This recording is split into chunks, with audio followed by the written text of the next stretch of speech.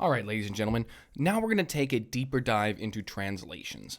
What we want to accomplish by the end of today is first to understand on a more mathematical level what translations really are.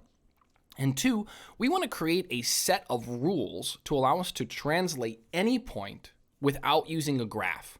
Because one, making graphs takes a long time. And two, sometimes graphs aren't going to be big enough for the types of points we're translating. So let's dive in. First off, let's be more specific about what translations are.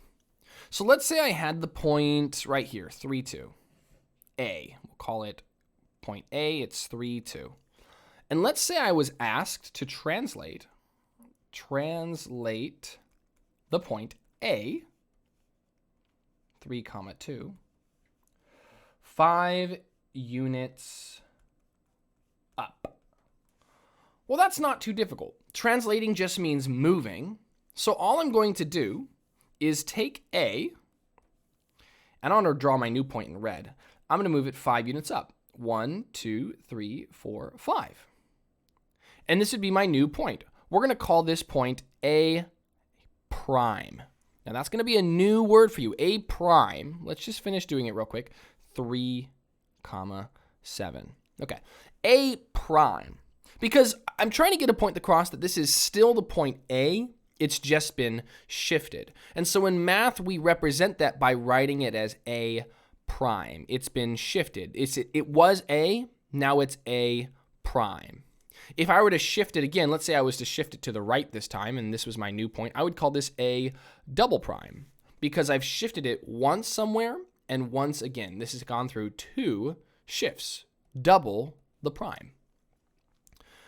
So just so you're aware, when I'm talking about these shapes and I'm calling them A prime or A double prime or what have you, B prime, B double prime, I'm saying B is the original shape. B prime is the transformed or translated shape. Okay, back to translations. But yeah, translating shapes or points or lines is really simple if you have a graph in front of you. You just count up and put your new point there. But what if we have a thought experiment here? What if instead of translating it 5 units up, it asked us to translate it 50 units up? Would we be able to do that on this graph? No, we wouldn't. Our graph's not big enough. And personally, I don't want to draw a graph that's big enough to translate a point 50 units up. That's just too much work. So right now, we're going to take a little bit of our math intuition and our understanding of the X and Y axis to create some rules to allow us to translate points without needing to draw a graph every time. So let's think about this. Translation rules. There are 4 directions I could move a point, right? I could move a point up. I could move a point or a shape, really anything. I could move something up. I could move something down. I could move something to the left. And I can move something to the right. What about diagonal directions, Mr. Graph? Well, aren't diagonal directions just a combination of moving up and to the left? Or down and to the right, and vice versa? So really, there are only 4 ways we can move something. Up, down, left, and right. Okay, so if we can come up with translation rules for each one of these to apply to a point, we can translate anything, anywhere, without drawing a graph. So let's think about this. What value on a point is in charge of vertical movement, up and down? Is it the X value or the Y value? Which one changes its vertical position? It'd be the Y, right? Because the Y-axis is the up and down axis. And notice when we translated this point, A to A prime, we only moved it up, and the X didn't change. It was the Y that changed. So that just proves our point, that moving a unit up is only going to change the Y value. So let's write that down. My rule could be something like this. X is going to stay the same, comma, y. And since I'm moving it up, I'm going to add however much I want to move it up.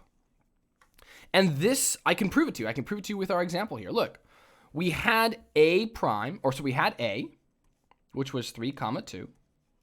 We want to move it 5 units up. So a prime, if I'm following my rule, I'm not even looking at the graph right now, should stay 3, 2 plus 5, which is 7. I should have a prime 3, 7, which is exactly what I had up here.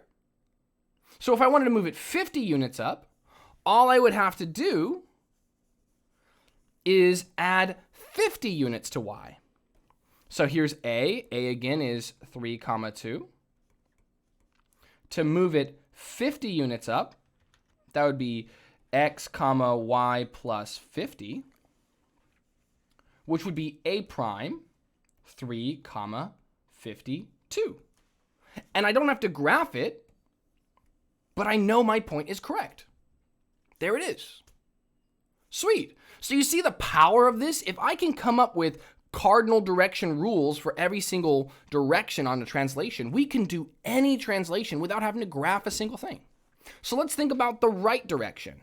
What would be changing with the right-hand direction? Well, again, we're going to ask ourselves, which of the two values is in charge of left and right motion? Well, since y is in charge of up and down, x would be in charge of left and right. And since right makes my number get bigger on the graph here, 1 goes right to 2, to 3, to 4, to 5, it's getting bigger. The rule would be simply x plus the number I want to increase it to, and y would stay the same. That's my translation rule. Very simple. What about down? Well, down is a y value change, so x will stay the same. And I will, in this case, since down is a negative idea, we're losing things, I will subtract my number from y. That's going to move me down. And lastly, we have left. Left is once again an x value change. On the graph, going left makes my number get smaller, so I'll go minus however much I want to move. And then comma, y will stay the same. And with these 4 rules, we can move any point anywhere. Let's say we were asked to move this point 501 units and pick a direction. Let's go to the left. Let's go left. Come on, marker. Here we go. To the left. Well, all we would have to do is this. We'd start with a, 3, 2. We would make our translation key, which would be x, and since I'm going to the left, I'm going to subtract 501 units, 501, comma, but my y will stay the same. And then we'll write a prime. A prime would be 3 minus 501, which is negative 498, I think. Y would stay the same too. And just like that, I've translated it. 501 units left. I didn't have to make a graph for that. It's just done. So these translation rules are actually really, really powerful. And lucky for us, they're pretty intuitive. So please, I encourage you, either rewatch this video or pause it and kind of take this into your brain. These 4, up, down, left, right. Up and down are y changes. Right and left are x changes. And try and compartmentalize it to make it as simple and as easy for you to remember as possible. Then join me into the next video when we aren't translating points, but we're translating shapes. I'll see you there.